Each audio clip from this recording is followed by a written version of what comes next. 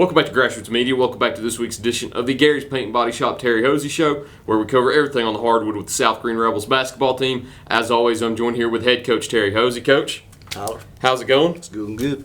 Going right into it. I don't know what you said to him. I don't know what you did, but you've got them playing right now. You've got a little bit of a winning streak going on. I won't say the exact number, but I will say an exact number. You've had 4 straight double-digit wins. I don't know what you've done to get them clicking right, but they're clicking right at this time. 3 big wins since the last time we spoke. 15-point win over Happy Valley, 11-point win over Dobbins-Bennett, and then a 39-point win over Chucky Doak. 2 big conference wins, 1 big out-of-conference win against a few years ago. Dobbins-Bennett won the 4A state championship. Very, very high-caliber program within the state. Talk about those 3 wins that you've had. We went up to Happy Valley Friday night, and they played our tails off. I mean, they stuck with us and played hard, but it was a good game for us. It's the first game Jace Roderick could come back. So it is very nice to have him back on the floor. You get a 6'6" guard back. I think everybody would take that. So that was his first game back. So we had a little bit of gelling to do, but played all right. Coming into Saturday night, knew that Dobbins-Bennett was good. I watched him play several times already this year. And Chris Poore does a super good job with that team, and man, he's got some talent. So I actually made the comment up Friday night at Happy Valley. I said, if we don't play better than this tomorrow night, we'll get stroked. And kids came in and looked like a totally different team on Saturday night. They all played well together. They threw it to each other, shared the basketball, and didn't have a whole lot of one-on-one stuff going on. So super good win. Anytime you can get a win against a 4A opponent, I don't care who it is, when you're a school our size, that's I'm not saying something to brag about, because I'm going to be honest with you, and people that know me, I don't go into games expecting to lose. I don't care who we're playing. I expect my team to play well, and I expect to have a chance to win. So when it's all said and done, kids, I felt like they played really well. And then, Chucky Doak, I've watched Chucky Doak play West Green's tails off last week. Mm-hmm. So I was concerned going into last night, and that was my speech to them before the game last night. We've got to play like we played Saturday night. It's time that we continue to play like that every night and get everybody involved. And I felt like we did a really good job with that last night in the first half especially. And with the 2 big conference wins also, you kind of keep pace with Hampton right now, who I believe is still undefeated in the conference. We talked about it. It's been a little over a month ago since you've played that game, and we talked about how crucial it is to start the season 1-1 versus 2-0. Of course, you want to start 2-0 because you've got to sit on that 1 loss for a month. You get into these conference games, and now halfway through the conference, you've kind of made up for that with a 4-1 record, beating West Green, Happy Valley, and Chucky Doak within the last week and a half. So sitting at 4-1 right now, trailing Hampton at the top, which you'll end up playing on Tuesday, as we'll preview that game on the back half. Halfway through the conference slate now, how do you feel? Nervous. It's kind of one of those deals where you go in every night when you play conference games now knowing that you can't have any slip-ups. Yeah. And it puts a little pressure on your kids. It puts a little pressure on your coaches. So I know just from watching us perform at times, I know we are very capable, but I've also seen us not play very well too. So not knowing what you're going to get night in and night out, and not taking anything away from other teams. I mean, you look, Johnson County last week put up 94 in a game.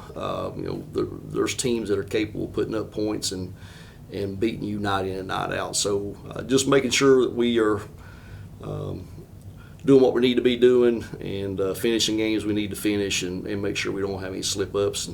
And the big thing at this point, getting Jace back just goes to prove a lot. You got to keep kids healthy too. Yeah. So we got to stay healthy some way down the stretch right here. So you've got Jace Roderick back now.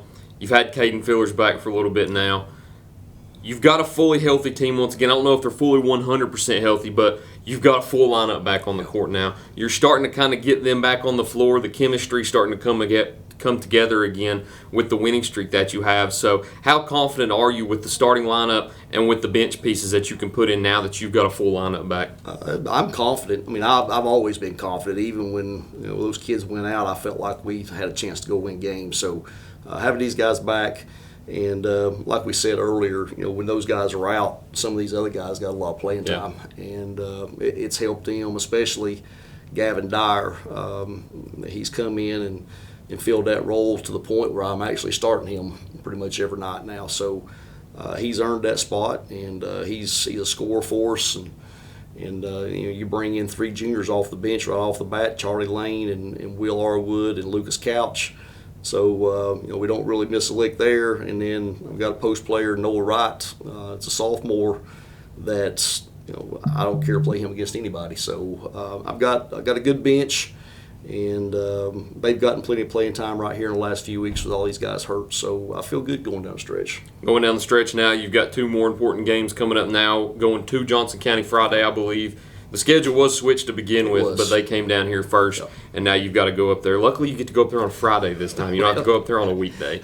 I hate going to Johnson County in the month of January because you know what you're going to run into. So, you're right. You never know what the weather's going to be doing up there, and I don't know that they've even been back in school. So hopefully we can go Friday night. I don't know what the situation will be, but it is a tough trip, and they play a lot better at their place than they do other places. So it'll be crazy up there Friday night. Weather permitting, you'll go up there on Friday night, and then Hampton here on Tuesday.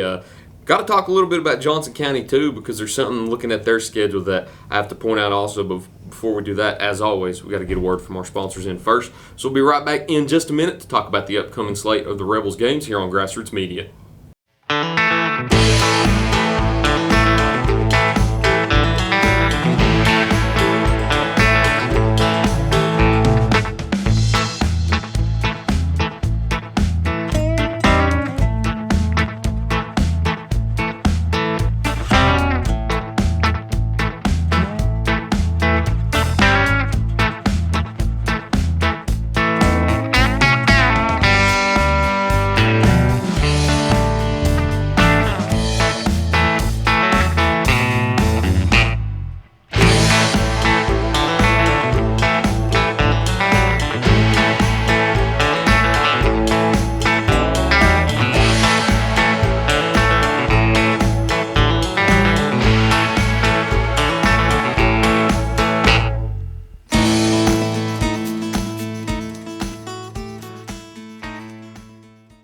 At Corner Pond, the friendly and knowledgeable staff has the experience necessary to help you out regardless the need.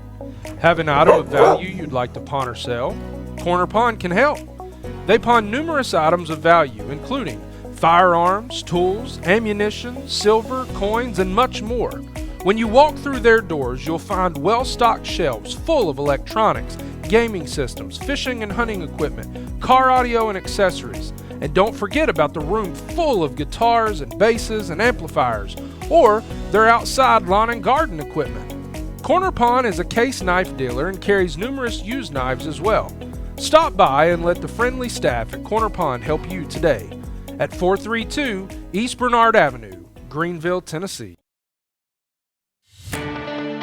For more than 30 years, Tommy's Plumbing has served customers in East Tennessee with licensed and professional plumbing services. From installing your new faucet to replacing your existing piping system, our team at Tommy's Plumbing is trained to handle the job with professionalism, attention to detail, and integrity. By offering warranties on most products installed by our technicians, Tommy's Plumbing stands behind our work, ensuring that your plumbing needs are not only met, but that your problem is solved for the long term. When you need reliable and professional plumbing service, Tommy's is the only call to make. So give us a call today and let us show you the Tommy's difference.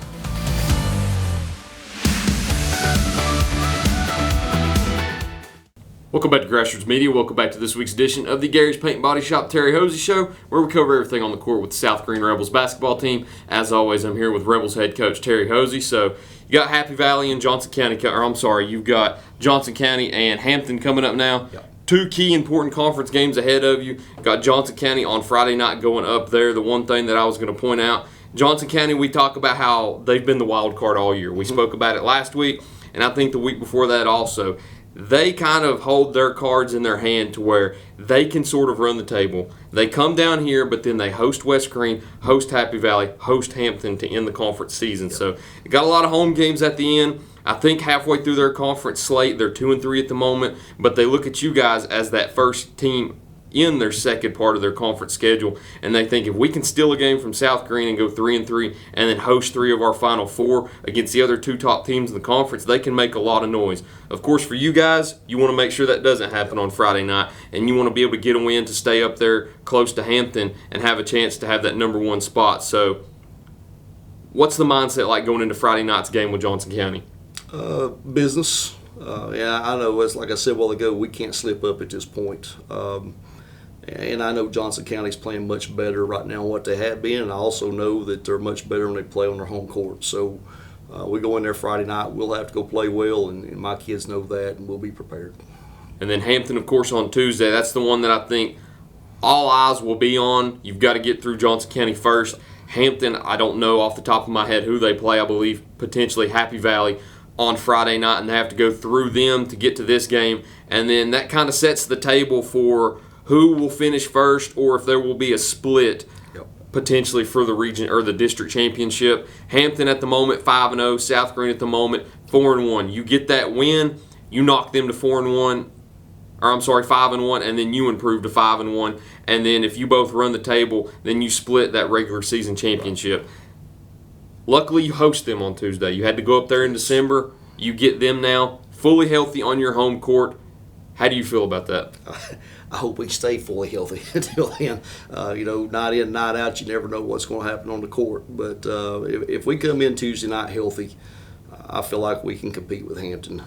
We tied that game up there 42-42 without Caden Fillers or without Jace Roderick. So wound up losing by several there to end. We kind of got rattled a little bit and threw them the ball 5 or 6 straight trips, and they went from tied to up 10 in a matter of about a minute. So they are dangerous. They put a lot of pressure on you in the full court, and they can get after you and they can score points. So we'll have to play well.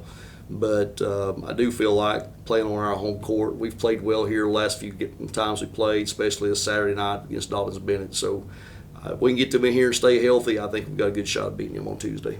What's the preparation like playing both of those teams? Because with West Green, Chucky Doak, and Happy Valley, you don't have to go really too far. Happy Valley's a little bit further, not too much further since you're on the south side of the county, but with Hampton, it's a long drive up there, but they come down here, but you know what you're going to get. You're going to get a lot of pressure. It's going to be very physical.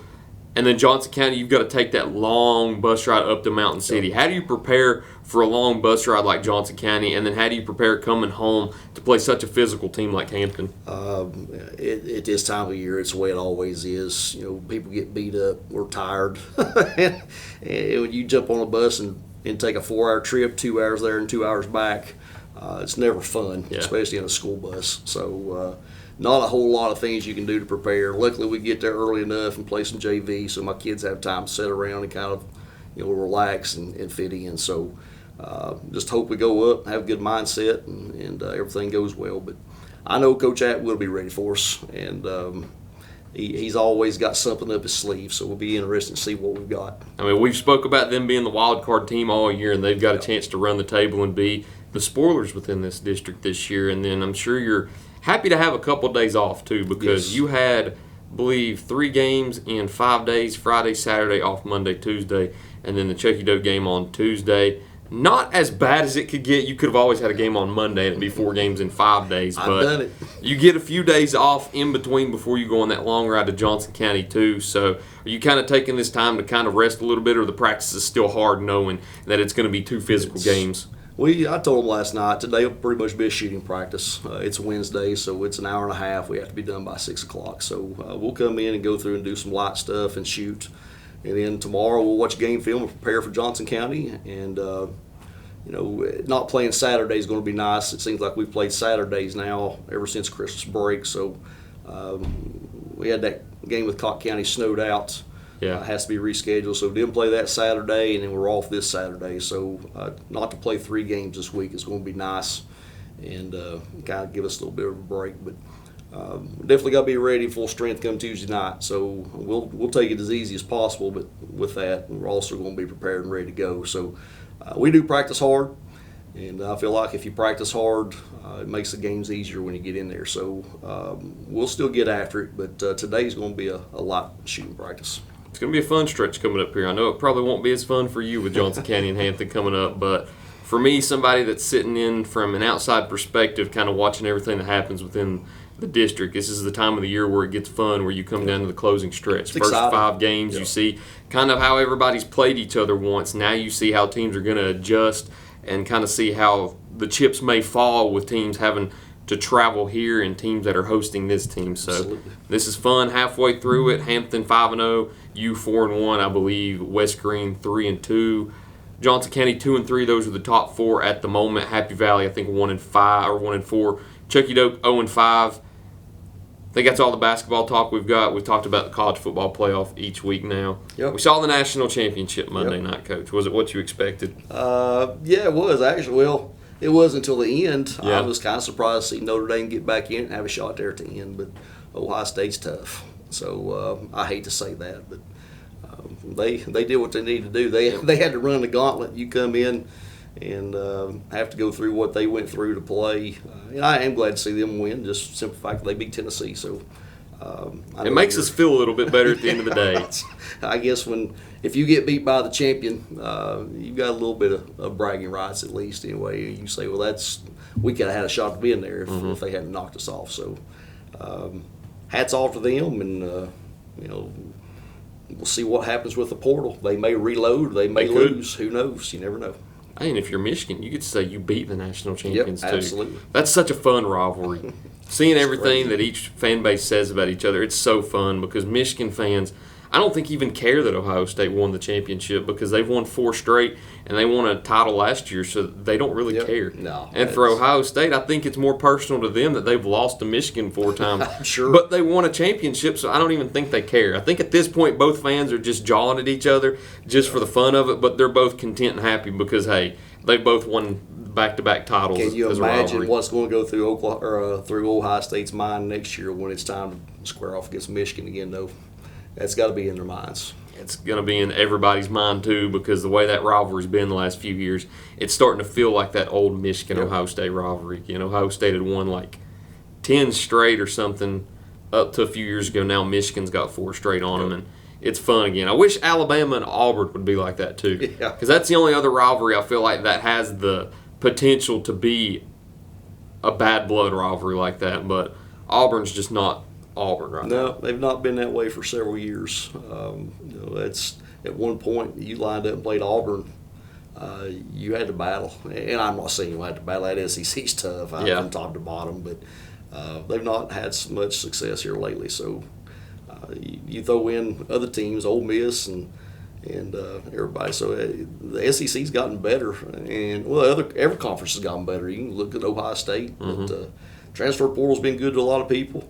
I look up and you got Beck going to Miami next year. They're going to get better. So who knows? You may have somebody like a Miami in that national championship next year. You could. Ohio State has one of the weirdest national championships too, because you lost to your biggest rival. You finished 4th in your conference, didn't play for the conference championship. You're one of the only 3 national champions in the last 100 years with 2 losses. It's so weird. Yeah, before this, if you had 2 losses, you were out. Sniffing it. Yeah. That's just the way it was. So if college football did anything right, this was good for college football. It was crazy. So I watched the Dan Patrick show yesterday, and I think there was a Minnesota team from way back before our parents were even born. LSU in 2007, and then this Ohio State team. Those are the last 3 teams with 2 losses in a national championship. And seeing a team with 2 losses now, college football has changed so much that you can lose 2 games and be fine. Yeah. That's crazy. We had the first 3-loss team get into the playoffs this year, and now you've got 2-loss teams that are going to compete for the national championships now. It's so weird. It's really the way it should be, because if you're in a conference that's good, I mean, there's a good chance you could lose 2 games and still be one of the best teams in the country. So it is good for college football. And I know with football it's different than basketball. You play 3 or 4 basketball games in a week when you get into the tournament time, but you have that in basketball. You're going to have teams that's going to win. I said SEC this year, whoever wins the SEC may come out and have 4 or 5 losses. Yeah. That's God's honest truth. They're that good. So it's good to see that football's kind of coming around a little bit of that. It's not the same as basketball, but they still at least have a shot now to get in without having to make sure you don't lose one. I look up, and in the past years, you look up and you've got probably some of those games early in the season, the first game of the week or the second game of the week might determine that team's entire season. Yep. And they're playing people that are good too, ranked. You may have a 1 and a 3 playing each other the first week, and in the past, whoever lost that game was They're out. done, yeah. So, You have to run the table and hope that all the chips fall in your favor. Yep. Now, if you lose that first game, it doesn't matter. Mm-hmm. Down to the NFL, you've got 4 teams left. Who's your pick to win that? Oh man. I know you probably don't want to say a certain team. As bad as I hate to say it, I think the Eagles are going to win this thing. That's And, how I'm feeling. I want the Bills to, but that Eagles defense just seems too good. It's hard for me to root for anybody in that NFC besides Cowboys. But Unfortunately for you, you've got 2 teams in the East that have to represent the NFC. So you're and you've got the Chiefs. So I'm Yes. assuming you're probably all on Buffalo right now. So I had Buffalo's quarterback in my fantasy league, so I may have to pull for Buffalo, but I'm afraid Philadelphia's going to bring it out. I am too. I think Buffalo finally breaks through and beats Kansas City in the playoffs this week, but I don't know if they can beat Philly's defense. Yep, they're good. But at the same time, I don't know if Philly's offense can keep up with Buffalo's offense. So it's one of those you don't know. Jalen Hurts may come out and actually play like a quarterback for once, too. Who knows? Saquon Barkley, man, can you imagine what that guy's feeling like right now? Spent all those years with the Giants just getting pounded, and hey, what a year he's had. So I mean, this may be the greatest rushing season in history. I Yep. know he didn't break Dickerson's record, and in the 16 games like Dickerson played, he was only 105 short, but man, he comes into the playoffs, and he's had over 300 rushing yards in it's 2 crazy. playoff games, too, which I don't know. You'd have to go back and look to see the most rushing yards in a regular season and the playoffs. But if they do go to the Super Bowl, you could see Saquon have that record for most rushing yards throughout a regular season and playoff run. And you got to feel for the guy. The dude played with the Giants Yep. for so many years. And So it's good for him. I mean, I'm happy for him. Yeah. Especially, the way football's played now, running backs, they've kind of died out. Mm-hmm. Everything's about passing now. So for him to have the season he's had is pretty impressive. I didn't want the Ravens to make it to the Super Bowl, but I did want to see the Ravens and the Eagles again. I know we've seen it once this year, but seeing them in the Super Bowl, Derrick Henry and Saquon, that would have been so fun. Yes, it would. You would have I seen. would have been happy for Derrick Henry. That Yeah. guy is a man. That's another guy that he played for Tennessee. Even though Tennessee was good for a few of those years, you just hate it for a guy that played for some of those bad Tennessee Titan teams, and then they ship him off. Or no, they didn't ship him off. They just let him walk. Yep. I don't know.